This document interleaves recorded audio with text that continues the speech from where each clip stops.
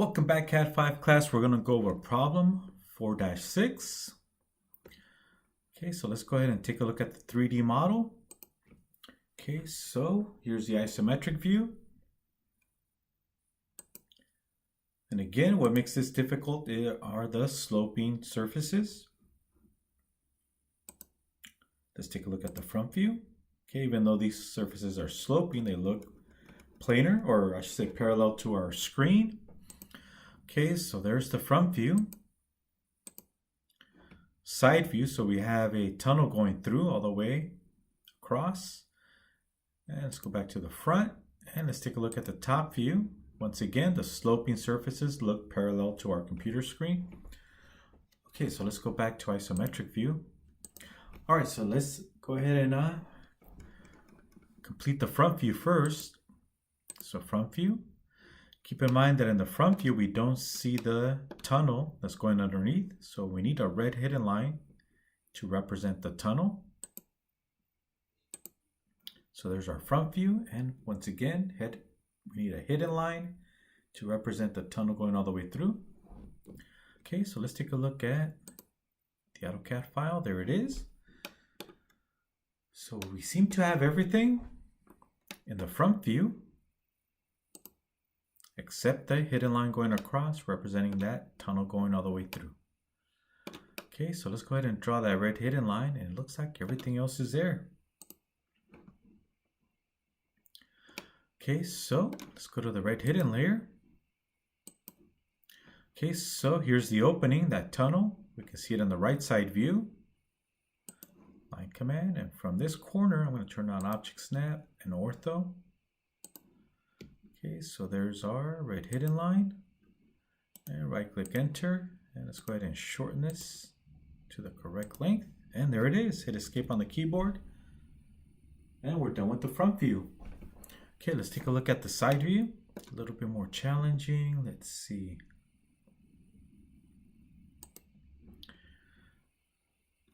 Okay, so side view.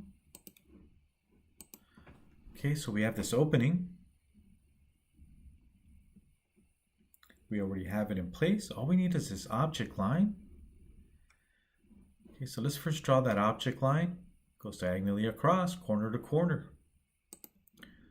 Okay, so let's go to the visible object layer. Draw a line going diagonally across from the bottom left corner. Let me turn off ortho. There it is. I got more freedom. And snap to the upper right corner and right click enter. Okay, so there's our side view. Are we done? Let's go check. Okay, looks like we're done, but there is something in the back that we don't see, and it's that dark blue surface sloping down. Okay, so here on the opposite side, we have this slope going down, right? Not at the same angle as the light blue slope. So we need to represent this dark blue slope with the red hidden line.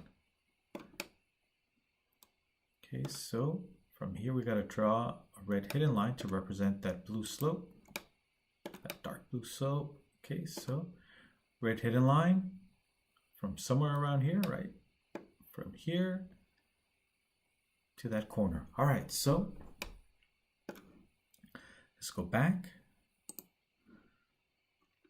Okay, so we know this is the dark blue slope we were just talking about. So from this corner, I'm going to go across and then connect.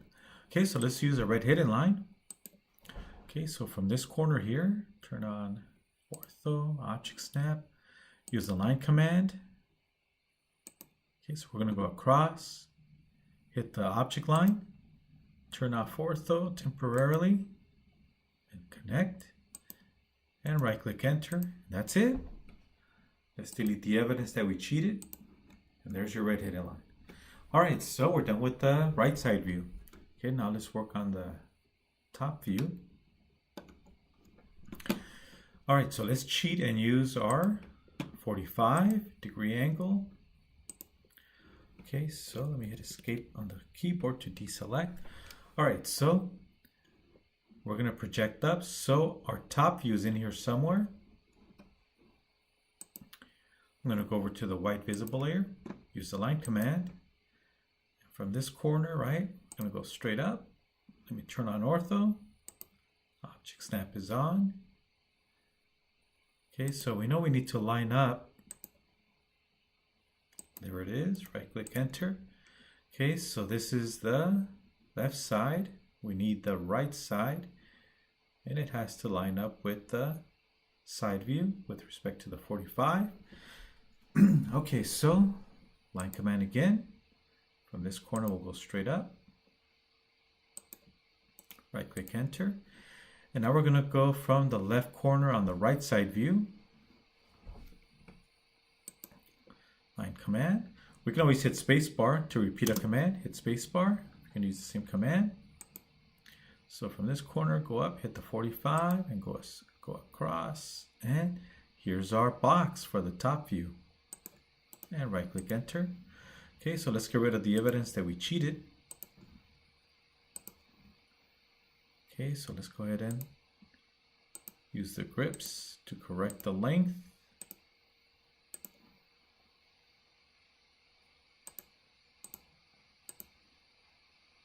Okay, and we can see the box. Okay, and hit escape. So there's our top view. Got the periphery, top view. Now let's go ahead and do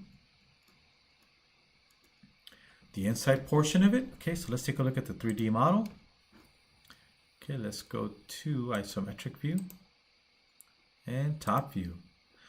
Okay, so even though, let me click in space, even though this dark blue surface looks parallel to the screen, and so does the other blue surface, they're actually sloping, but it looks parallel to the screen. So we need these two object lines. Let's take care of that first.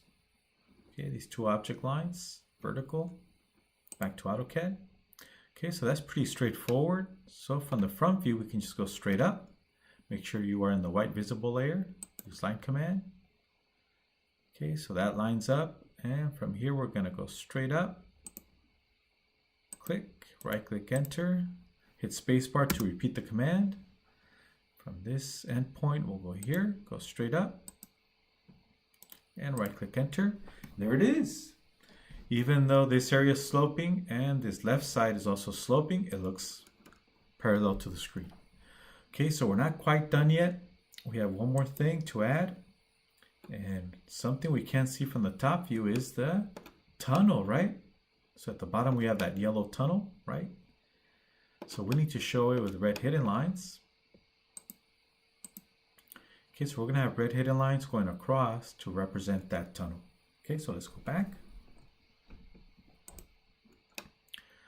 All right, so we're going to use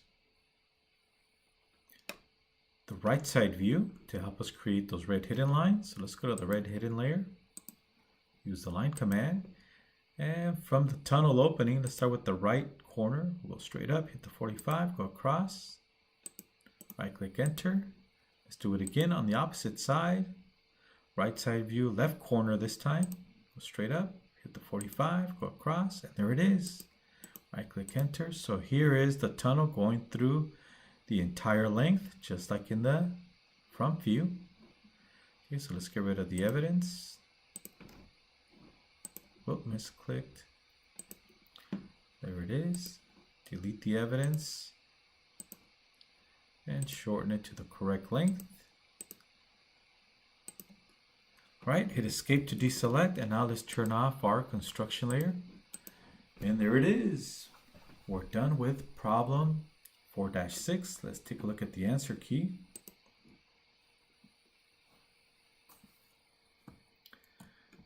And there it is. And yep, it looks right.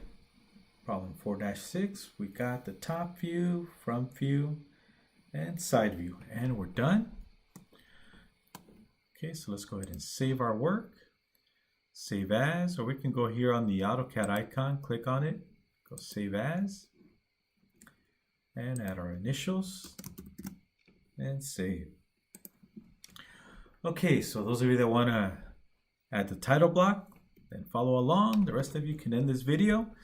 All right, so let me open up my title blocks file. There it is. I'm going to use B size, click on it, Control C to copy. Go back to my drawing. Okay, so I'm going to hit Control V to paste. Control V. Yeah, that looks pretty good. Let me snap it to 0, 0. Click. All right, so I'm going to go ahead and let me delete the name here, or I can move it over here, right? Turn off ortho. Okay, now I'm going to take,